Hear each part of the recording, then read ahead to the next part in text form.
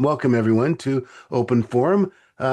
Today's got a great topic today, which and it's all about leadership and governance. And Dave Wetzel, our CEO, has joined us to President and CEO to sort of moderate the discussion going forward. But Dave, you've also brought some of your board with you, and I'll just go as I see them on my screen here, starting with Angela Savage from Monterey County.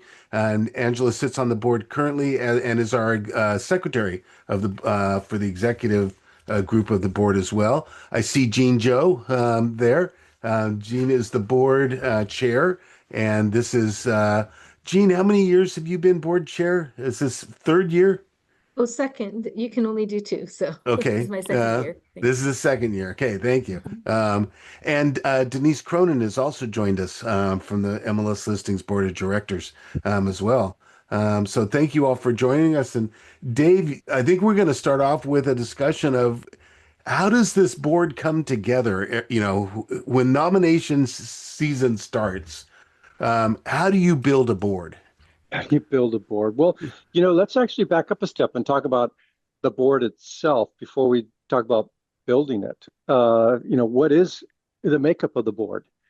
Is probably a good place to start because that'll help people understand when we talk about how do we bring on new people to the board. Where do they fit? It's like a puzzle, and there's different size and shape and color puzzle pieces, right? And so our board is made up of 15 people, and it's made up of brokers and subscribers. And on the broker side, it's made up of 10 brokers. And today, we have two categories of brokers. One category is what we refer to as our small and medium-sized broker. And we look at small brokers as a broker who has 1 to 29 agents under them. And then we look at the medium-sized brokers as those who have 30 to 249 agents under them. And there are 6 slots allocated for these small and medium-sized brokers on the board. And then we have large brokers on the board. And we're currently defining large brokers as a broker who has 250 agents or more under them. And there are 4 slots for the large brokers. And then to expand it one level further, some of the brokers that we have, well, most of our brokers that we have at MLS Listings are really, really busy people. And so what we've done is our bylaws allow in those broker slots, allow someone who is an office manager for a broker to represent the broker. So the large, and this is really helpful in the case of the large brokers. Large brokers are 250 agents or more. As you get larger and larger offices, you just have a lot of things you're doing every day. So having an office manager fill in that role really helps to give us some more exposure to the more large potential candidates for the board. So that's how the makeup is. And then, of course, the other 5. So the other 5 are association appointments. So the association appointments do not go through a nominating committee. They're completely, designed by the associations filling those. One of the 5 slots has to be an AE, and then the other 4 slots just merely need to be subscribers. They could be brokers or agents. They just have to be subscribers to the MLS. What the associations typically do is they wait until all we have a period of time where we call for applications. Then the nominating committee looks at these. These are all for the broker slots. And then the nominating committee presents them to the board, and the board discusses and approves those. And then after that, now the associations have a view of the next year's board makeup of the broker community on the board. And then the associations have their slots to fill. And they look at it and they say, well, are all the geographies covered? Is there a geography that's left out somewhere that we need to go see if we can find someone in?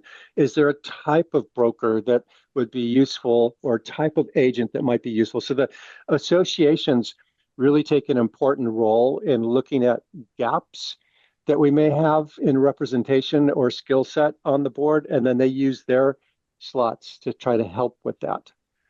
And so going back to your initial question, Marco, how do we fill these spots? Well, we start off around this time of year, asking for applications for the broker slots. And now, again, that's why we're focused on the broker ones first, because those are the ones that go through the nominating committee. And so we get applications. The applications come from the small and medium or the large two categories. This year, we've got at least one opening on the small and medium, and we've got one or two openings on the large. And so that nominating committee is going to be looking at applications for those types of people.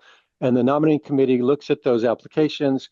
They interview and discuss with these people, and then they'll come to their decision, and then they will bring it to the board meeting. And at that board meeting, they will talk about why they thought they wanted to present a slate to the board of these particular people. The board will then discuss them and decide which ones they want to approve for the board. These ones, all of the broker ones that we have are 3-year terms, and they have the possibility of having a second term if the board approves that. On the association side, the association AE slot is a 1-year term with the possibility of having a second one, as long as the associations approve that second one. And then the association, the subscriber slots, the 4 slots that they have, are also 3-year terms with the possibility of a second term if the associations want to have that person go on again. So that's kind of the makeup and how we go through the process of finding new people for the board. So Dave, one of the items I saw was on sort of our checklist was sort of the responsibilities of the board. Yeah. And so here's what I'm going to ask Gene and Angela to keep me honest here. But the board is really looking at a high level. They're looking at policies that we have. If it was just a really nice, quiet environment that we're in with no change and an easy time, we'd be looking at policies, we'd be looking at rules, and having the board come up with those.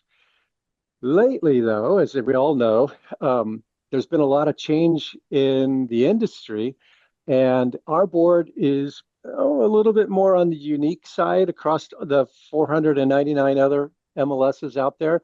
Our board looks at that change in the environment and says, what do we need to be doing to stay ahead of change? And our board does a lot of strategic thinking and trying to come up with what we need to do to stay out ahead of things, stay out ahead of change, and not be changed, not have change affect us in a negative way, but to stay out in front. And so there's a lot of different things that we've done on that front. But that's kind of a high level on what the board responsibilities are. I don't know if Gene or Angela, did I leave any important ones out?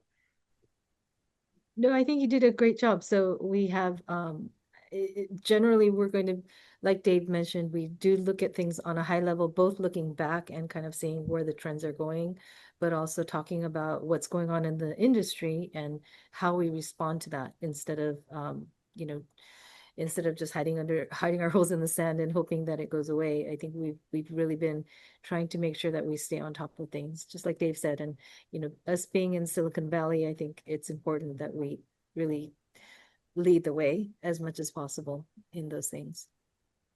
Yeah, thanks. And actually, let me give you an example too of one that happened recently that's actually still going through the works. And it's an add-on to our members only. So I think everybody here knows members only. Members only is itself is a great example because you don't see members only in most of the other MLSs. It works a little bit different than the vanilla coming soon that everybody has. But what we found is that in the last couple of months, we started seeing a change on the portals. So so I'm talking Zillow, Redfin, Homes.com, and Realtor.com, where they all decided in competition with the other three, they were deciding, oh no, I need to be competitive with the other three portals. They came up with this concept at the portal level to say, why don't I just take listings directly from subscribers or directly from brokers, and I'll put them into a portal preview mode for one business day, not on the MLS, and give the subscriber who wants to do that some additional marketing and a different flavor here. You could do some testing, if you will, with the consumer front, as similar to what we do within our subscriber community when you test using members only. So we looked at that, and our board said, well, wait a minute. That means that listing on Zillow Preview or on Redfin or Realtor.com or Homes.com is not on the MLS. Our 16,000 subscribers can't see it, but the general community of consumers out there can. That's not good. And so our board said, you know what, let's do something about that. And we came up with some policies around building off of members only. We haven't released it yet. It'll be released later in July. So you're actually, everybody here is getting a preview of the preview portal stuff, pun intended. And so what we're going to do is we're going to call it Members Only Plus. And so there we go, Members Only Plus. And so what we're going to do is we're going to say it's going to be broker controlled with agent flexibility, meaning if your broker approves the use of Members Only Plus, and they'll go into the Broker Control Center. So if you're a broker or an office manager, you've seen the Broker Control Center, and they'll check off some boxes to say, my office can use Members Only Plus. And my office will send them to any combination of these four here on the screen: Homes, Realtor, Redfin, Zillow. And my office is allowed to do this if it makes sense. And then when the agent is entering a listing and it's in Members Only, then there's be a new flag called Members Only Plus. And if the agent says yes to Members Only Plus, because it'll be defaulted to no, it'll only be visible if your broker already approved it in the Broker Control Center.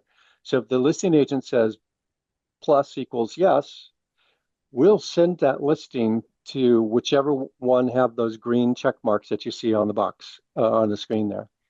And we'll allow that to go into, they're all going to call it something different. Zillow calls it preview listings. I think Redfin's calling it coming soon. I don't remember exactly what the others are calling it, but it'll go into that. It won't be on IDX. It won't be in VOW. It'll just be on those. And it's really only in this for use in the situations that make sense, you know, for you and your seller, but it's available. It'll be available for you to use. And then you don't have to go directly to those sites and put it there. And if you send it through us to them, it could be there for longer than a business day. If you go directly to them and it's not on the MLS, well, then it's a business day. After a business day, then you're in violation of clear cooperation. So by putting it here first, all 16,000 people get access to viewing it, and you could utilize these preview portals, or what we're calling Members Only Plus. This is an example where our board saw that there was going to be fragmentation of the listing data if people just go directly to the portal and put it there and not put it in the MLS. So the board said, hey, time out. Wait, this is not good for us. We need some ideas here. Staff went off and we worked on this and came up with some proposals, actually a couple proposals, and we finally got something that looks like it will work and started implementing this. The board's approved it, and now we're implementing it. It's in test right now as we speak. I'm hoping that we can roll it out. Well, we have a board meeting coming up on the 15th of July, and it'll present its status at the board meeting. It should be sometime shortly after that that we can release it. I see Tom nodding his head, so that gives me some confidence that I'm not making up stuff here. So this is so I only bring this up as an example of where our board has gone out ahead of things and said, you know what, here's an environment that's changing. The sands are shifting. We need to stay out ahead of this. And so here we went off and did this. We have software developers on hand, so we can actually create our own stuff, get it out. The other 499 MLSs are struggling with this. Some of them are trying to do something that does something like this. And many of them are just saying, no, instead of trying to work with brokers to do something like this, they're taking the approach of making their rules more restrictive so that you can't do the preview portal. And so what we did was we looked at it and said, I think if we make our rules more adapted to change here, that's probably a better thing. It's probably not something everybody's going to use, but for those who need it, it'll be there. Only possible with a board like ours to really look forward and say, this is something where there's changing dynamics and we need to change as well. Sorry, Mark, that was a long answer to your question No, there. it needed to be that complete. Now you've got there's the board, Dave, and then there are committees within the board. Yes. And the two main committees are the Rules Committee and the Finance Committee. And so let's talk about the Finance Committee, Mark. And then we'll go to the rules after that. So or let me back up and talk about the board meetings, and then we'll jump into the finance. So the board meetings are actually hybrid meetings, meaning some of the board members come into our boardroom physically in Sunnyvale, and some of them are on Zoom. Because remember, we're spread out pretty far across all the different associations, and so for some, it's a time commitment to drive into Sunnyvale, and it's better for them to be on Zoom. But while Gene and I love it when they're all in the office, we're probably not going to see everybody in the office all the time. So our meetings are hybrid, and we do about 9 meetings a year. They're not every month. Occasionally, there's a special meeting we need to call.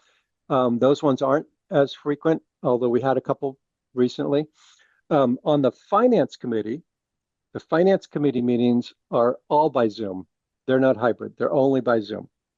Finance Committee meetings are 6 per year. Roughly, Kathy, keep me honest here, roughly every other month, right? Although sometimes there's a conference somewhere that we have to move them, but we do 6. Finance Committee has a couple of responsibilities in that they need to review a budget for the next year, right? So we're in 2026. So by the end of this year, we'll have the Finance Committee reviewing the 2027 budget.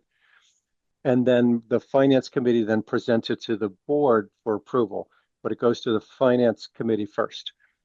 The Finance Committee goes into the details of the, where we are against our financials compared against budget, also compared against last year, compared against the year before.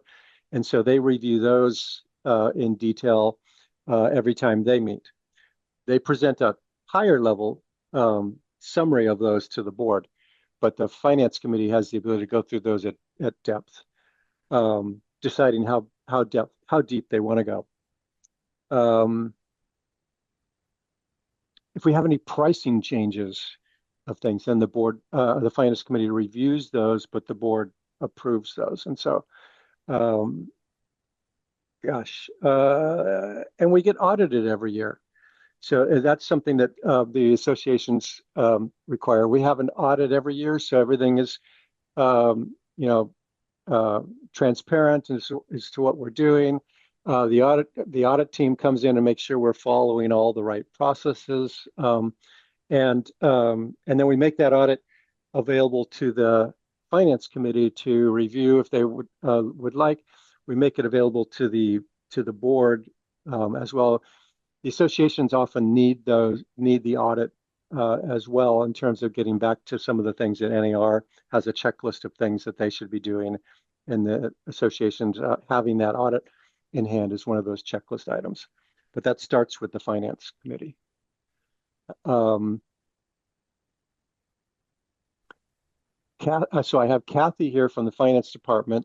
I have Denise here from the Finance Committee. Did I leave anything out on the Finance?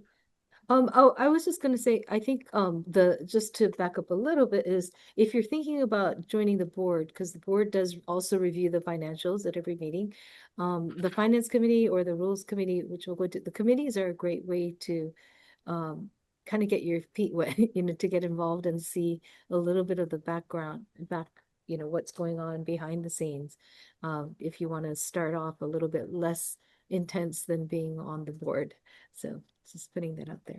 That's a good that's a good point. It's actually a two-way thing as well. So the one way meaning you get some exposure to what happens behind the curtain, and then the other way is then the nominating committee, who's made up of board members and association members, go, aha, I know this person now because they've been at these committee meetings, and so they have more exposure to you as well. So it's a great way to get involved, to start getting involved. For someone who wants to get involved, you get a little bit kind of exposure a little bit at a time that way.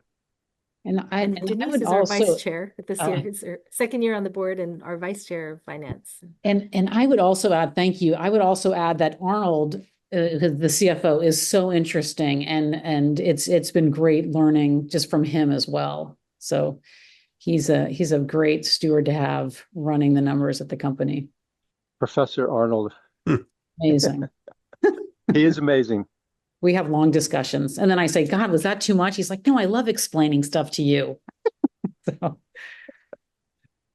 He could spend the whole day explaining things. So, but making it you have interesting. to be careful. Yeah, he makes it interesting. Kathy, what about you? Is there anything else I should mention about the finance committee? For those who don't know, Kathy's staff, and she's our director of finance, manages the finance team, and Arnold is who Denise just mentions, the CFO. Anything we should also mention about finance, Kathy? I think you covered most of it. The group is small, and it is a good committee to be on if anyone's interested. So gives you a view of the workings behind the scenes of running a company like this. So keeping in mind too that the MLS is not a membership organization like an association, and so you see through the finance committee it's run a little bit differently. There's a lot more balls in the air, if you will, if you're juggling on this, because of all the different things that we have going on in terms of building a solution for this. So it's complex. But let's shift gears, Mark, and talk about the rules committee.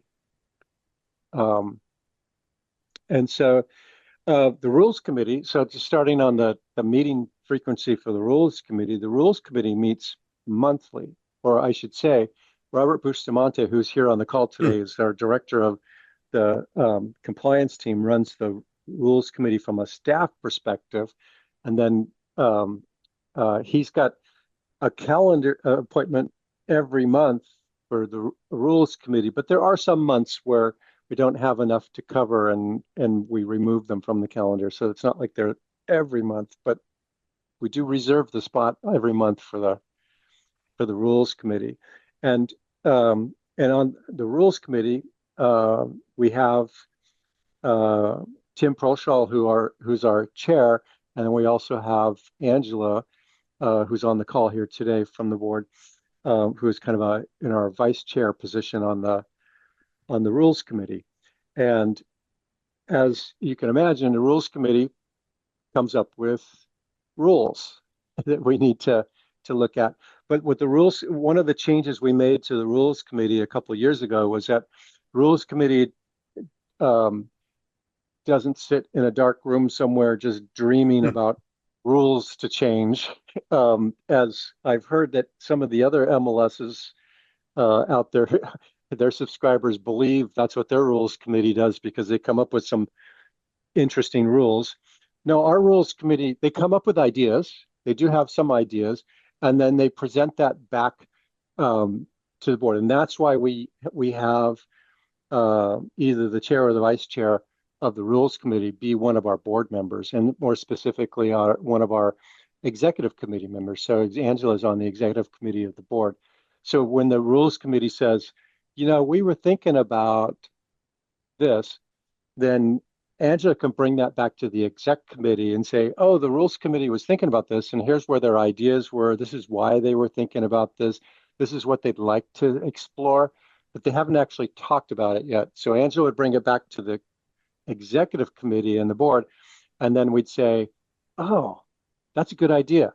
Let's do that. Let's give them permission to put that on the agenda. Then it gets on a future agenda that Robert has, and they talk about it. Or there are other cases where they may bring something to us, and we say, I'm not sure that that's a high enough priority item, or maybe there was a misconception around, is that a rule or is that the way the tools work?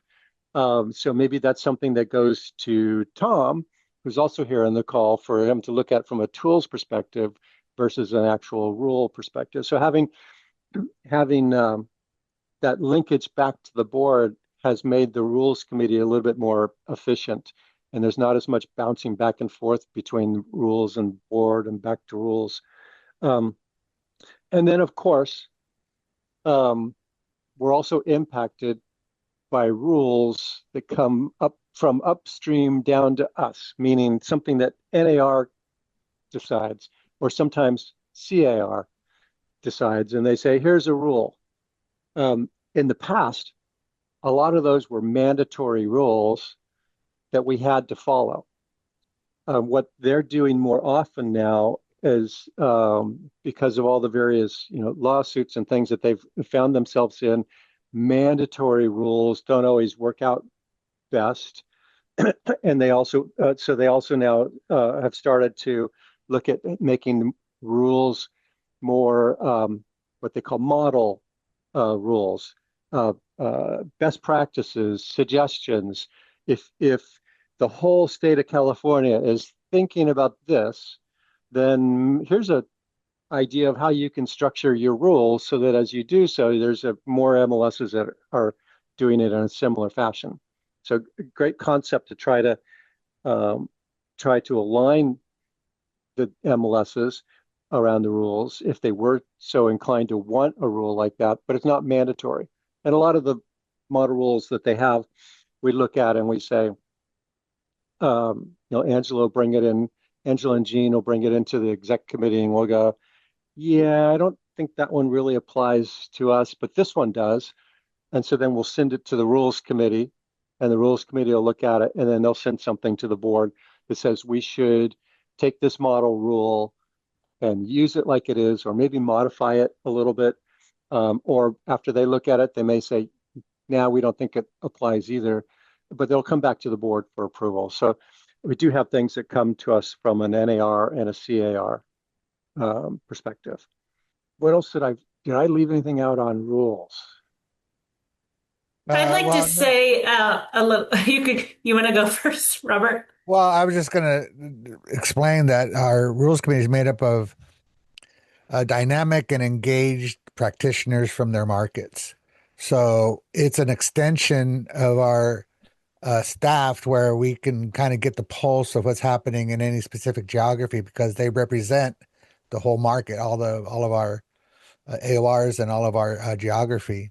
And they also act as subject matter experts when we need help with something, right? We need a sense of what the practice is or what the best practice might be with respect to an enforcement or interpretation of a rule. So they're active, they're engaged, and we rely on them to kind of be, a part of the whole organization and bring to the MLS the best practices, sort of keeping the peace. Like Dave said, we schedule every month, but we don't meet just to meet, right? We do it when there's topics to discuss, and it's actually pretty interesting sometimes.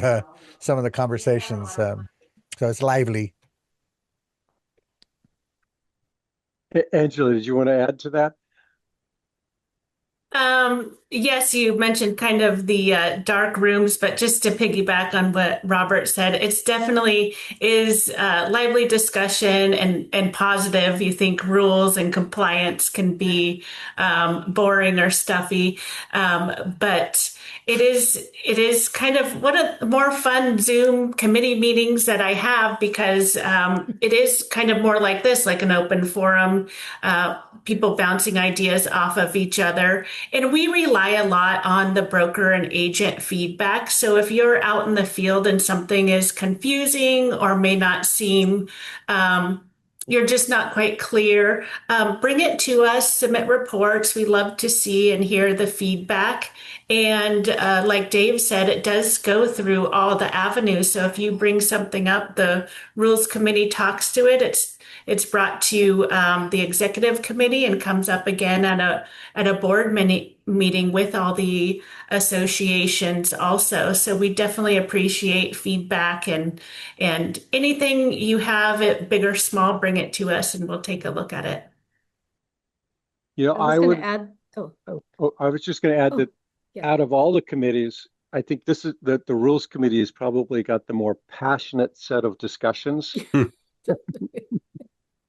Definitely. Yeah.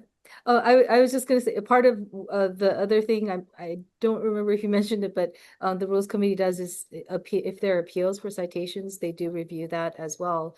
And I think the whole I've heard from one of the conferences that we went to for MLS, there was a broker who was appealing to their MLS saying, if you're going to have rules, please enforce them, because if you don't enforce them, it's not fair to those of us who do, and you got the bad actors who are getting away with, just bad practices. So I think the rules committee is really, really important in that aspect. It's not, I mean, they're made up of practitioners, just like everyone else, all of the other members, and just trying to see how can we keep our, data and our industry, our data accurate, and our industry, practicing good practices so that, we're being ethical, we're being fair to one another. So I think, yeah, our rules committee is a very lively discussion, and I think it's good. And it's just, there are so many different personalities, different practices and whatnot, and we're trying to bring that all together in a way that is, that is fair and that works for us as an MLS. One of the things I was talking about how the interaction between the rules committee and the other groups, like the executive committee and the board, there's another interaction point, and that's with counsel, legal counsel.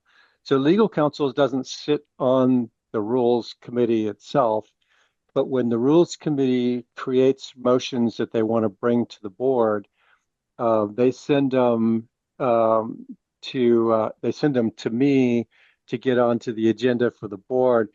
And before the board meeting, I share them with our legal counsel, and our legal counsel looks through them and says, yeah, that's okay. Yeah, that one's okay. Yeah, that one's okay.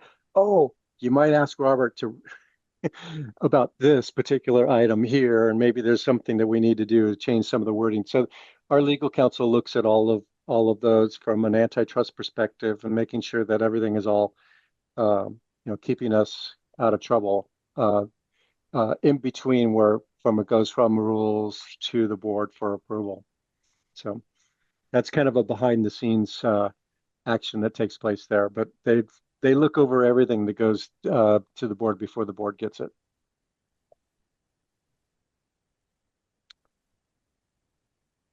Let's see. What else do we cover, Mark? Do we cover all the rules? I think we covered all the rules committee. We've covered the finance committee. Mm-hmm. We've covered the board.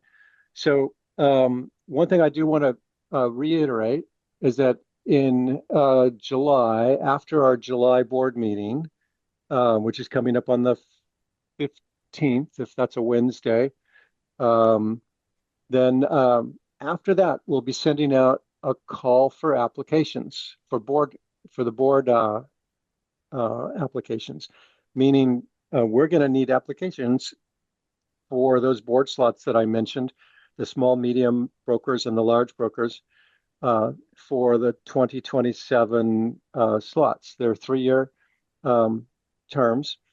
with the possibility of a second term if both the candidate and the board agree. And so we're going to need applications. So watch for an email coming out from somehow from Mark's team. Mark's team gets those out. And if any of this that we talked to you about here sounds interesting and you want to apply for a board spot, certainly take a look at that when it comes out. Again, these are the broker positions, so you have to be the broker of record for either a small, medium, or large brokerage, and fill out the form and send it in. If you're like one step away from maybe might want to do that, as Jean mentioned, the Finance Committee and the Rules Committee are great places to take a look at too. They're both very different in terms of the nature and the dynamics and the culture of those meetings. But they're also very interesting meetings in their own respect. And so if you are interested in learning more about the Finance Committee or the Rules Committee, please reach out to either Mark or myself. And maybe, Mark, you can put something in the chat on how a good way for them to get to us on Rules Committee or Finance Committee. And we can talk to you more about those spots as well. Get started with MLS Listings on-demand training videos. From the Pro homepage, click on the training option at the top of the page. From there, choose from a range of videos covering the fundamentals of Matrix, listing management, and CMAs. Click on the View More option to access even more videos and explore all the resources, tools, and strategies available to you. And don't forget to click that subscribe button on our MLS Listings YouTube page.